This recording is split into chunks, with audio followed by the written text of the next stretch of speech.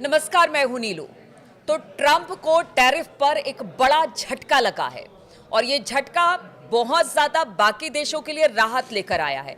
ये झटका क्या है और ट्रंप ने जो नीति अपनाई थी इस टैरिफ को लेकर कि ज्यादा से ज्यादा टैरिफ लगाया जाए और अमेरिका के पास ज्यादा से ज्यादा पैसे आए, लेकिन अब इसको लेकर झटका लगा है। किस तरह से ये झटका है, किस तरह से आने वाले समय में टैरिफ को लेकर जो एक टैरिफ वॉर छिड़ गया था उस पर विराम लगेगा। बातचीत करने के लिए मयंक मेरे साथ है।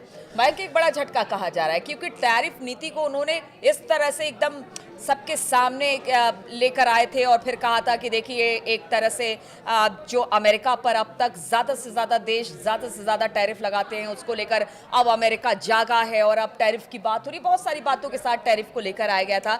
बाद में इसे कहा गया कि देखिए ये टैरिफ वॉर है, चाहे वो चाइना के साथ हो, यूरोपियन कंट्रीज के साथ हो, लेकिन अब इस पर विराम लगा है। किस तरह से राहत की खबर ये लेकर आया है? देखिए, मैनहट्टन का एक फेडरल कोर्ट है अमेरिका का, जिसने एक बड़ा फैसला सुनाया है और बड़ा फैसला सुनाते हुए ये कहा है कि जो ट्रंप ने खासकर लिबरेशन डे टैरिफ जिसे कहा जा रहा था, जो ट्रंप टैरिफ है, ये असंवैधानिक है और इसे लगाने का अधिकार राष्ट्रपति के पास है ही नहीं। इसे लगाने का अधिकार सिर्फ अमेरिकी कांग्रेस के पास है। देखिए, पूरे मैटर को समझना होगा कि ट्रंप ने उन देशों से आने वाले सामान पर समान रूप से टैक्स लगाने का आदेश दिया था जो अमेरिका से कम सामान खरीदते हैं और उससे ज्यादा सामान बेचते हैं। ऐसे देशों के ऊपर जो टैक्स लगाया था इसे कहा गया था लिबरेशन डे टैरिफ, जिसको लेकर ये पूरा विवाद था। अब देखिए, ट्रंप प्रशासन ने अप्रैल में जो अप्रैल अभी गया उसमें ये लिबरेशन डे टैरिफ के नाम से ये जाना जाने लगा और ये टैरिफ लगा दिया। इसके बाद अमेरिका के कई व्यापारियों ने इसको कोर्ट में चुनौती दी और कहा कि साहब ये जो ट्रंप की तरफ से टैरिफ लगाया गया है ये असंवैधानिक है, गैर कानूनी है।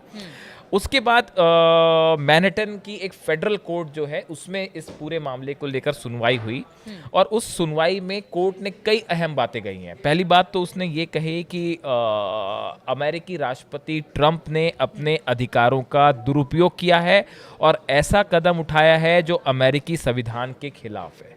ये पहली बात टैरिफ को लेकर फेडरल कोर्ट ने कही है मैनहट्टन के। दूसरी बात कोर्ट ने कहा, कोर्ट ऑफ इंटरनेशनल ट्रेड की ये 3 जजों की बेंच थी जो मामले की सुनवाई कर रही थी। उन्होंने कहा है कि अमेरिकी संविधान के अनुसार विदेशी देशों के साथ व्यापार को नियंत्रित करने का अधिकार केवल अमेरिकी कांग्रेस के पास है, ना कि प्रेसिडेंट के पास। ये दूसरी बड़ी बात कोर्ट की तरफ से कही गई। तीसरी बात, अदालत ने कहा कि ट्रंप ने जो international emergency economic power act यानी IEEPA के तहत ये ट्रैफिक लगाए थे, वह कानून उससे उन्हें ऐसा करने का असीमित अधिकार नहीं देता है। मतलब जिस एक्ट के तहत इस टैरिफ का अनाउंसमेंट किया गया था, इस टैरिफ को लागू किया गया था, कोर्ट का कहना है भाई ये कोई असीमित पावर नहीं है कि जो राष्ट्रपति को दे दिया और आपने सब किसी भी तरह के जो है टैरिफ लगा दिए।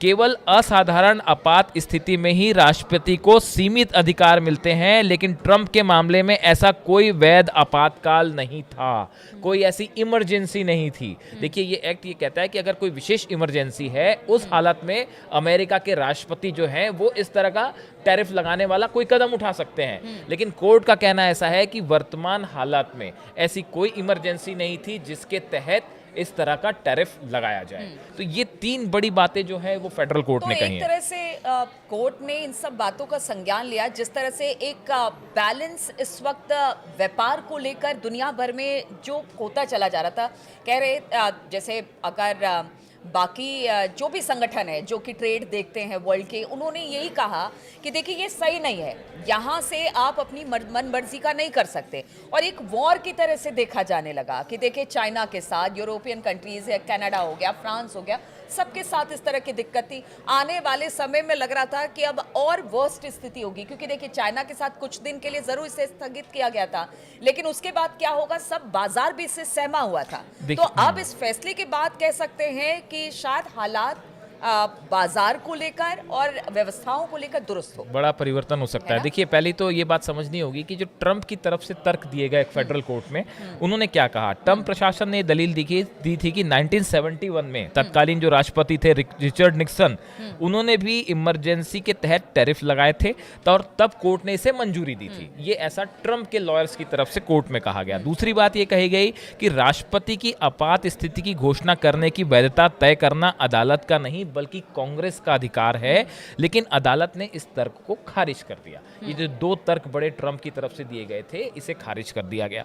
अब देखिए, ये पूरा जो मैटर है वो एक अमेरिकी के व्यापारियों का एक समूह है, इनके द्वारा रेस किया गया था, और 12 डेमोक्रेटिक अटॉर्नी जनरल्स जो थे उन्होंने इस पूरे मैटर में अपील की थी कोर्ट में।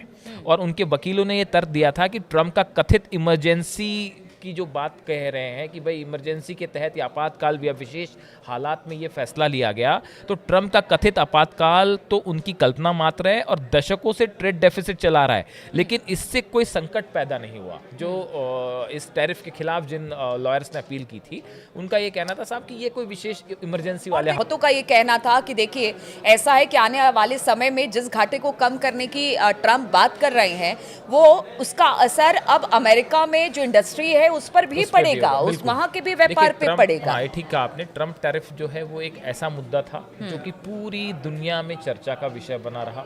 पिछले 6 महीने जब से ये लागू हुआ है, उसके बाद से हर तरफ इसी की चर्चा थी, और ये माना जा रहा था कि इस ट्रंप टैरिफ के बाद जो है पूरे दुनिया के ट्रेड पे इसका बहुत बड़ा असर होगा और ट्रेड डेफिसिट पे बहुत बड़ा असर होगा। कई देशों से जो व्यापार का संतुलन है वो बिगड़ सकता है। अब सवाल ये है कि आगे क्या होगा। हाँ। तो देखिए, ट्रंप एडमिनिस्ट्रेशन की तरफ से इस फैसले को US court of appeals for the federal circuit, इसमें चुनौती दी जा सकती है, और उसके बाद हो सकता है कि अगर वहां से भी मन मुताबिक फैसला नहीं आया तो वो सुप्रीम कोर्ट भी जा सकते हैं। तो अभी ट्रंप एडमिनिस्ट्रेशन के पास 2 स्टेप हैं जिससे वो इस फैसले को चुनौती दे ठीक है, तो ये हम मान के चले कि चूंकि मामला कोर्ट में आ गया है, तो ये मामला अभी लंबा खिंचेगा और तब तक थोड़ी राहत मिलेगी इस टैरिफ वॉर से, क्योंकि दुनिया भर में इसे लेकर हलचल मची हुई थी। खास तौर पर एक टैरिफ वॉर्स की स्थिति बन गई थी, चाहे वो चाइना हो, यूरोपियन कंट्रीज हो, ब्रिटेन हो, हर जगह इस तरह की चीजें देखने को मिल रही थी। भारत भी इससे कहीं ना कहीं प्रभावित था, लेकिन अब ये मामला कोर्ट में चला गया है। अब कोर्ट इस पर संज्ञान लेगा, क्योंकि लंबा प्रोसेस है। अब जो कि अमेरिकी प्रशासन है, ट्रंप प्रशासन, वो भी इसको लेकर आगे जाएगा, सुप्रीम कोर्ट तक जाएगा। लेकिन तब तक हम ये मान के चले कि इस टैरिफ से फौरी राहत तो जरूर मिलेगी। लगातार हम इस तरह की खबरें आपके लिए लेकर आते रहेंगे। फिलहाल बहुत बहुत शुक्रिया हमारे साथ इस चर्चा में शामिल होने के लिए।